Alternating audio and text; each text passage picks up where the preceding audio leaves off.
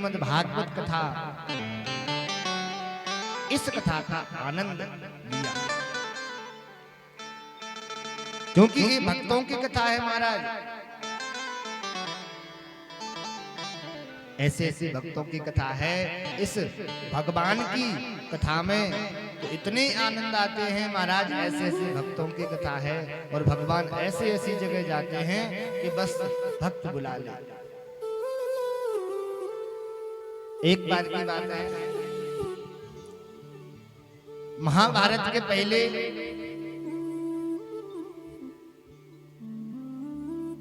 विदुर जी महाराज ने धृतराष्ट्र से कहा कि अरे अपने पुत्र को समझाते क्यों नहीं हो? दोनों भाइयों के पुत्र हैं, पांडव भी आपके ही पुत्र के समान हैं। यदि बंटवारा हो रहा है तो उनको भी कुछ गांव दे दो। लेकिन जो उसका पुत्र था दुर्योधन, उसने कहा कि महाराज बिना युद्ध के तो मैं कुछ दे नहीं सकता। और जब विदुर जी महाराज ने समझाया, समझाते हुए पिता को देख लिया, तो आकर के विदुर जी महाराज को डांटने लगा। कयेन पत्रोपजुहा बजिहुवम दास्यासुतम यत् बलिनैव पुष्टा। अरे तू एक दासी का पुत्र है और मेरे पिताजी को मेरे खिलाफ भड़का रहा है। इतना कह करके चला गया। विदुर जी देखते रह गए कि पिताजी के सामने इसने मुझे डांटा और पिताजी ने कुछ भी नहीं कहा। समझ गए जहां पर अपमान होता है वहां पर कहीं जाना नहीं चाहिए। एक बार प्रेम से बोलिए राधे राधे। नींद भी आने लगती होगी, क्यों? नींद तो आ रही है, मुझे तो आ रही है, तो मुझे लगता है आप लोगों को भी आ रही होगी। बोलिए राधे राधे। इसलिए राधे राधे बोलते रहोगे ना तो नींद भग जाएगी। विदुर जी महाराज धनुष बाण वहीं दहली पर रख करके चले आए। जहां पर अपमान होता है वहां पर रुकना नहीं चाहिए। और आए भगवान कृष्ण को शांति दूत बना करके भेजा। भगवान सबसे पहले आए और आकर के दुर्योधन के आश्रम पर गए। समझाया कि भाई पांडवों को कुछ गांव दे दो। दुर्योधन ने कह दिया कि हे कृष्ण, मैं बिना युद्ध के एक सीख के बरोबर भी जमीन नहीं दे सकता। भगवान ने कहा कोई बात नहीं, हम तो शांति दूत बन करके आए हैं, समाचार आपका पहुंचा देंगे। इसने क्या सोचा कि भगवान द्वारकाधीश को भी हम अपनी तरफ कर लें, लेकिन भगवान उनकी तरफ नहीं हुए। सोचा ग्वाला है भाई, सुंदर भोजन की व्यवस्था कर देंगे तो ये रीझ जाएगा। 56 भोग बनवा दिए, लेकिन द्वारकाधीश ने कह दिया कि नहीं, आज हमारा निमंत्रण तो हमारे विदुर काका के यहाँ पर। भगवान उसको छोड़ करके सीधे विदुर रानी के घर पर आ गए। विदुर जी दौड़े दौड़े आए। अरे आज द्वारकाधीश जी महाराज हमारे घर में भोजन करने के लिए पधार रहे हैं, न जाने हमने कब निमंत्रण दे दिया। तुरंत थैला उठा करके बाजार भागे, कुछ सामग्री लेकर के आए। विदुर रानी स्नान कर रही थी, तब तक तो द्वारकाधीश भगवान दहली पर आई गए। दरवाजा बजाई दिया और आवाज लगाई, अरे काकी दरवाजा खोल दो। काकी भगवान को अपना पुत्र मानती थी। जैसे ही कन्हैया की आवाज सुनी, महाराज स्नान करती हुई दौड़ती दौड़ती आई। अरे मेरा कन्हैया आ गया, मेरा लाला आ गया। शरीर की सुध बुध भूल गई। आकर के जैसे ही दरवाजा खोला, महाराज सामने कन्हैया खड़े। अरे लाला तुम आ गए हो? जैसी कन्या को अंदर लिया, कभी एक पाटा उठा करके इस कोने में बिछाते हैं, कभी दूसरी कोने में बिछाते हैं। अरे कन्हैया ये जगह साफ नहीं है, आप इधर बैठो, नहीं ये जगह भी आपके लायक नहीं है, आप दूसरी जगह बैठो। ऐसा करते करते पाटे को उल्टा बिछा दिया और हमारे कन्हैया उस पर ही बैठ गए। तुरंत बाग में गई, केले के फल में से केला तोड़ करके लाई, कन्हैया को देखती जाती हैं और केले का जो फल है उसको तो फेंकती जाती हैं, केले का छिकला भगवान को खिलाती जाती है और भगवान प्रेम से खा रहे हैं, पा रहे हैं। प्रेम में क्या संभव नहीं है। भगवान कभी ये नहीं देखते महाराज कि आप कितने पैसे वाले हो, भगवान कभी ये नहीं देखते कि आप का वैभव कितना है, भगवान तो देखते हैं कि आपके हृदय में प्रेम कितना है। यहाँ पर भगवान ने विदुर जी के यहाँ पर आकर की कृपा की। श्री सुखदेव जी कहते हैं महाराज, संसार में सुख प्राप्त करने की इच्छा से जीव क्या क्या नहीं करते, लेकिन उनको क्या सुख प्राप्त होता है। को न काहो सुख दुख करदाता, निज कर्म कृत भोग सब भ्राता। सुखाय कर्माणि करोतु लोको, सुख के लिए कर्म करते हैं लेकिन नतई सुखम बा नदुपारगम्बा, सुख प्राप्त होता है। हमारे चाहने से सुख दुख यदि जीवन में आता तो मुझे लगता है आज संसार में एक भी व्यक्ति दुखी नहीं होता।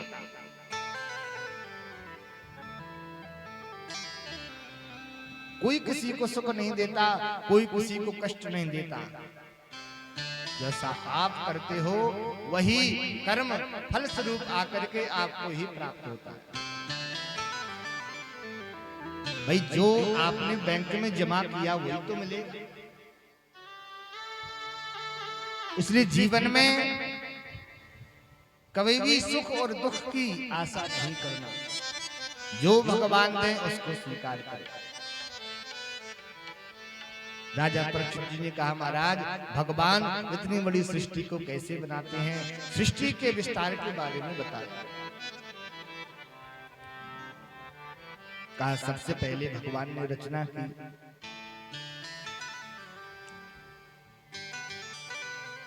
क्षीर सागर में एक पुरुष था, उसके अंदर क्रीड़ा करने की इच्छा हुई, चार हाथ प्रकट हो गए, उसका नाम है नारायण। भगवान श्री नारायण के नाभि कमल से ब्रह्मा जी की उत्पत्ति हुई और ब्रह्मा जी ने चारों तरफ देखा, कुछ नहीं दिखा तो हजारों वर्ष तक तपस्या की। देवी भागवत में इस कथा का विस्तार से वर्णन है।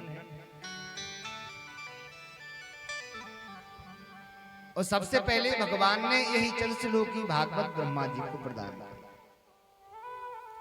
इसी के प्रभाव से ब्रह्मा जी ने सबसे पहले 4 ऋषियों को प्रकट किया, सप्तऋषि को प्रकट किया। मरीचि त्यग्रसो पुलस्त्या पुलह कृतो भृगुर वसिष्ठ दक्षश्च दशमस्तत्र नारदम्। सबसे पहले 4 ऋषि हुए सनक सनंदन सनातन सनत कुमार। इनसे कहा महाराज सृष्टि की रचना करो, इन्होंने कहा नहीं हम इस संसार में पढ़ना नहीं चाहते, आप मुझे छोड़ दो, मैं तो भजन करूंगा। तो महाराज इन्होंने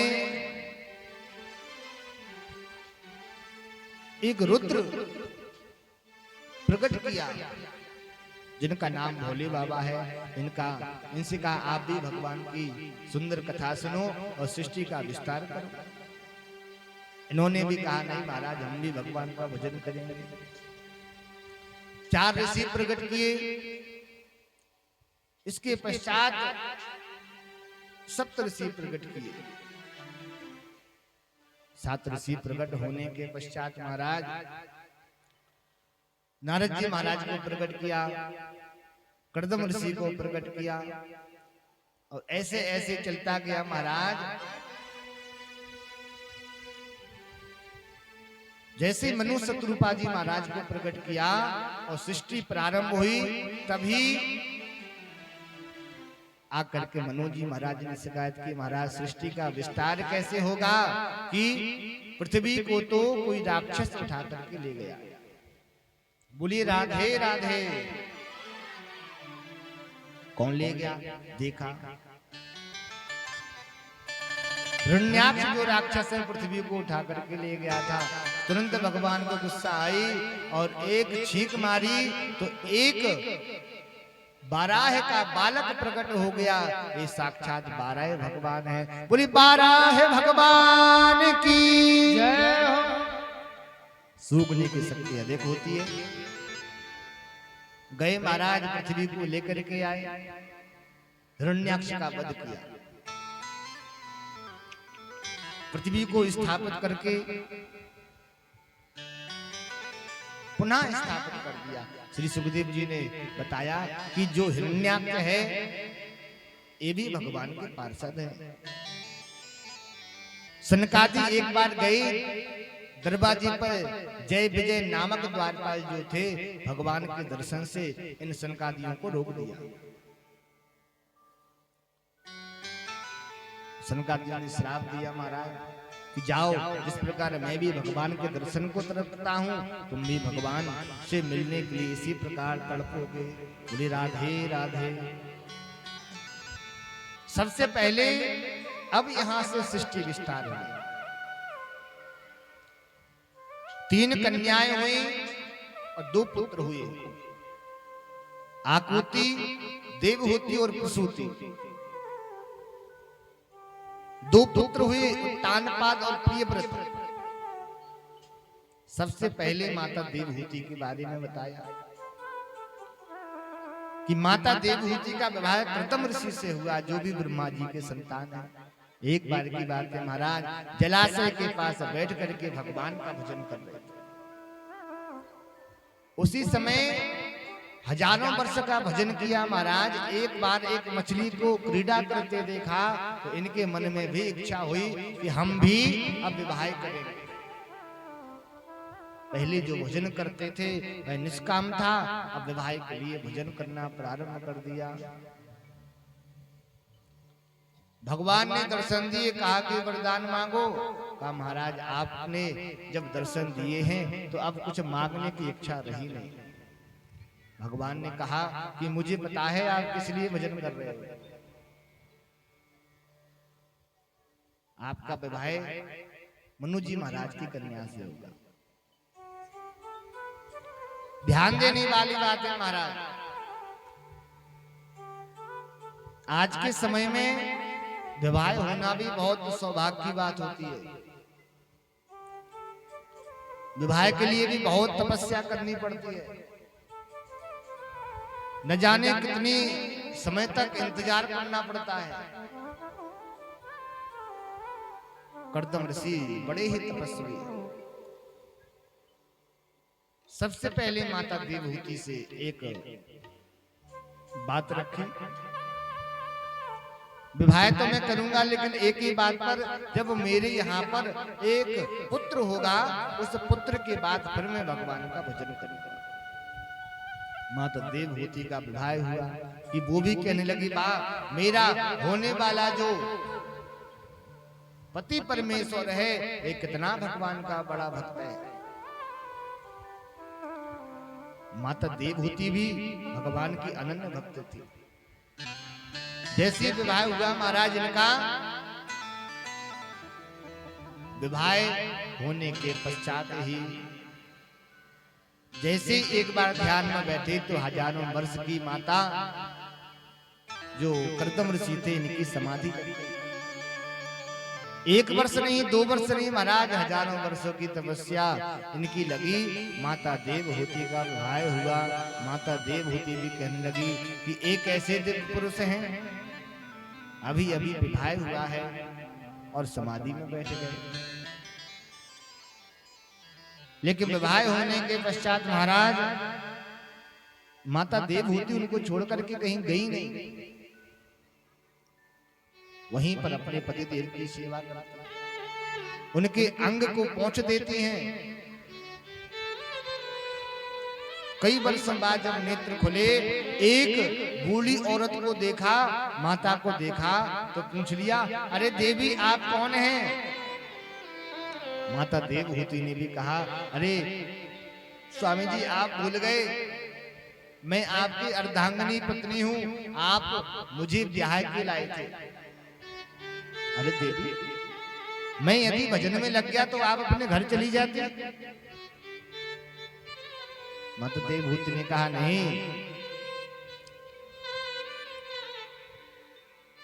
पतिव्रता स्त्री उसी को कहते हैं जो अपने पति की हर प्रकार से सहायता करे।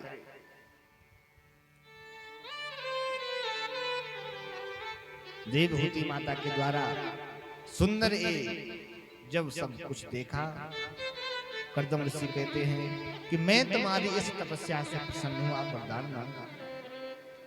तुष्टो हमद तव मान अभिमान दाया, शुश्रूषया परमया परया च भक्त्या, यो देहि नामयमतीव सुहृत्सुदेहो, नावेक्षिता समुचिता क्षपितुम मदर्थे। संसार में सबसे प्रिय वस्तु होती है तो अपना शरीर, शरीर से प्रिय और कुछ नहीं होता, लेकिन तुमने अपने शरीर का भी ध्यान न रखा और अपने मैं तुम्हारी भक्ति से प्रसन्न हूं, वरदान मांगो। वरदान यही मांगा महाराज, ब्याह हो गए। और एक गृहस्थ जीवन का सुखमय जीवन तभी होता है जब एक संतान की उत्पत्ति हो। आप तो दिव्य संत हो, समाधि लग जाती है, मैं किसके आधार पर रहूंगी? एक पुत्र हो जाए तब तक तो महाराज कहा, सुंदर संकल्प के संकल्प करके एक कामक विमान बनाया, इसमें सभी प्रकार की सुख सुविधाएं थी। एक सरोवर था महाराज, उसमें स्नान किया, उनका जो शरीर जर्जर हो रहा था वह युवा हो गया और हजारों कन्याएं आकर के उनकी सेवा में लग गई। मात्र संकल्प के प्रभाव से देखते देखते देखते महाराज 9 कन्याओं ने जन्म ले लिया। 9 कन्याओं के जन्म लेने के पश्चात अब यहाँ पर कर्दम जी कहते हैं कि हम तो एक संतान की उत्पत्ति करने के लिए यहाँ पर आए थे, ये तो 9 कन्याएं हो गई। सोई महाराज अपना थैला उठाया और जंगल की ओर जाने लगे। बोली राधे राधे।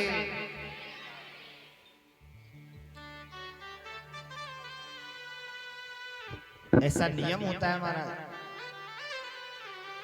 तुरंत जंगल को जाने लगे। श्री माता ने पैर पकड़ लिए, महाराज ये कन्याएं हैं, कन्या होने के पश्चात इनके भाई की जिम्मेदारी भी पिता की होती है।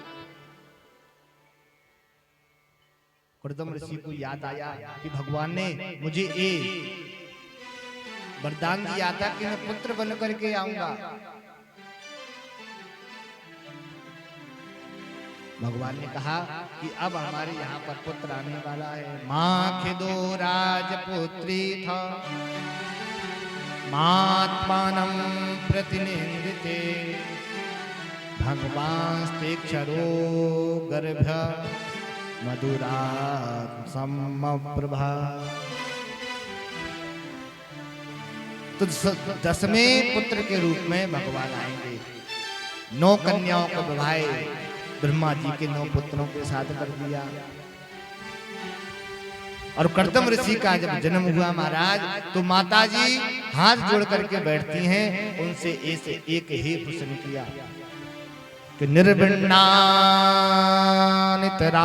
भूमन् न सदिन्द्रियतर्षणा येन संभाव्यमानेन प्रपन्नादं तम प्रभु। एक आसन पर पुत्र को बिठाया और कहा कि हाथ जोड़ करके हम एक ही बात कहते हैं कि हमने अपने पिताजी के घर में बहुत सुख सुविधाओं का आनंद लिया। उससे भी बढ़कर के हमारे स्वामी पतिदेव इतने बड़े तपस्वी संत, लेकिन कहीं पर भी मेरे मन को शांति नहीं है। मेरा मन भगवान में लगता ही नहीं है। मन भगवान में लगे इसके लिए का आप कुछ उपाय बताओ। अच्छा, यहाँ पर कितने लोग बैठे हैं, थोड़ा हाथ उठा करके बताएं, क्या आपका भी मन भगवान की भक्ति करने में लगता है? बच्चों का तो सबके लगता है। बोले राधे राधे। मन लगाने का एक ही उपाय है कि माता, ताला एक होता है, चाबी भी एक होती है। एक तरफ चाबी घुमाई जाती है तो ताला लग जाता है, और दूसरी तरफ चाबी घुमाई जाती है तो ताला खुल जाता है। इस मन को यदि हमने भगवान के चरणों में लगा दिया तो वही मुक्ति का कारण है, और इस मन को यदि हमने संसार की तरफ लगा दिया तो वही बंधन का कारण है। मन का कोई भरोसा नहीं। मन के हारे हार है, मन के जीते जी, मन ही मिलावत राम सो, मन ही करत भजी। एक मक्खी होती है, मक्खी का मन करता है कि मैं चाशनी पर जाकर के बैठूं। उसको पता है कि उस चाशनी में, उस चाशनी का स्वाद लेते लेते लेते लेते वह भी चाशनी में समा जाएगी, वही भी मिठास में समा जाएगी, लेकिन जीभ का स्वाद ही कुछ ऐसा है।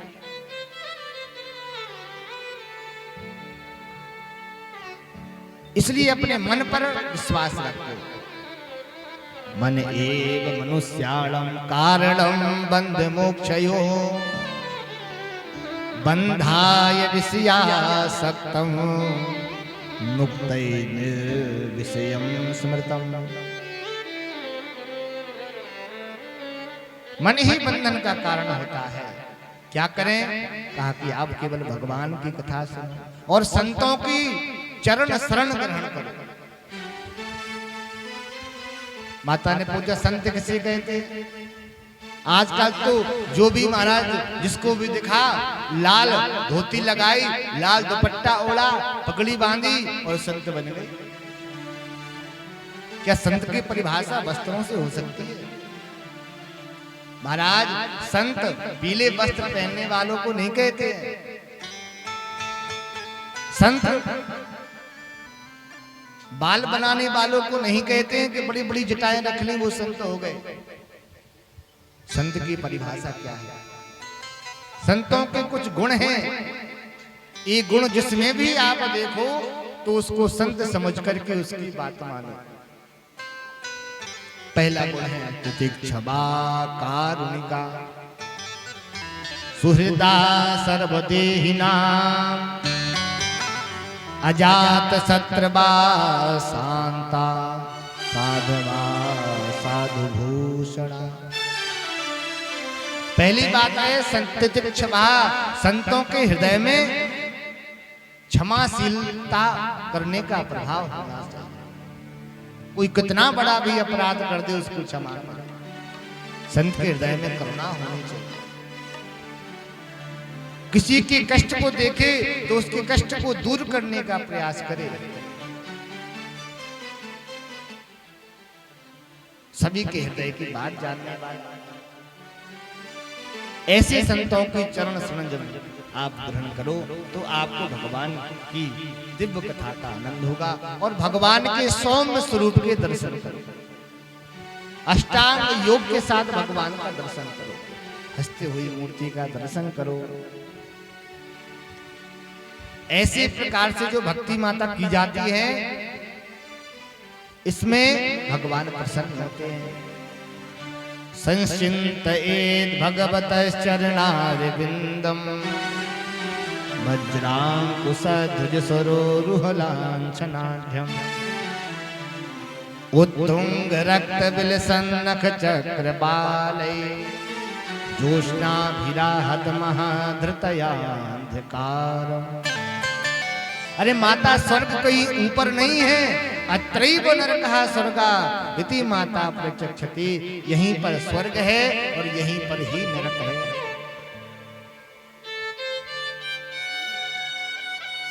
माता ने कहा ये जीव जब कष्ट पाता है तो वही तो नरक होता है। बोलिए राधे राधे। यहीं पर स्वर्ग और नरक की प्राप्ति होती है। मन लगाना है तो भगवान के चरणों में ऐसा लगाओ कि मन एकदम भगवान के चरणों से लग जाए।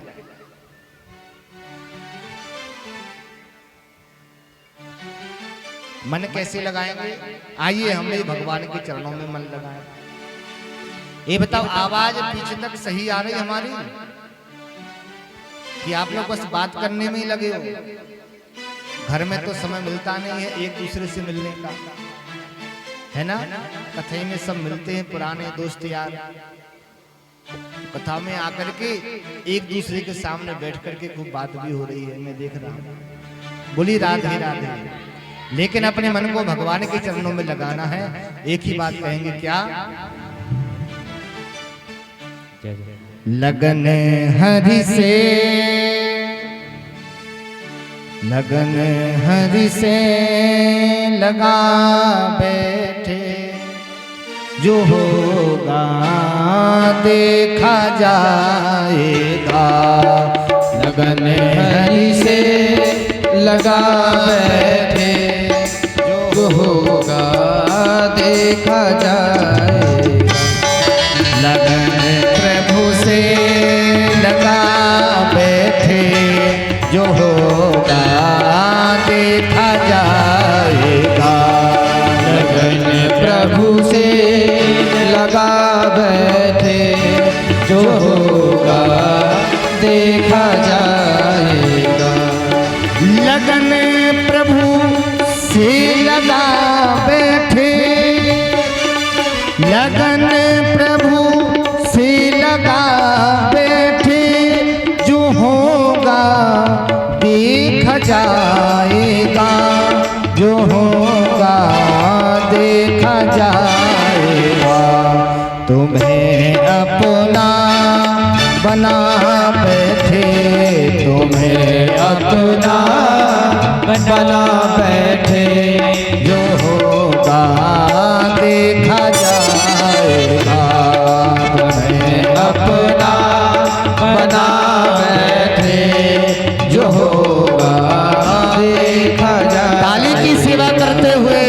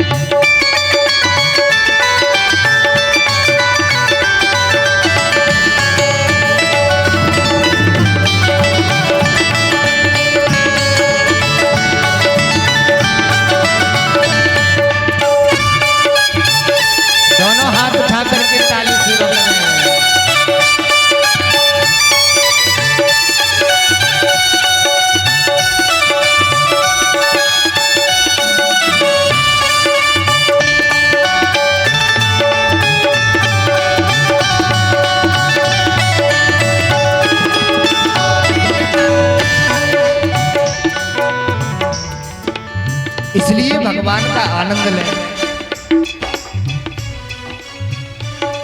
कभी तड़ पाती है दुनिया, हमें बदनाम कर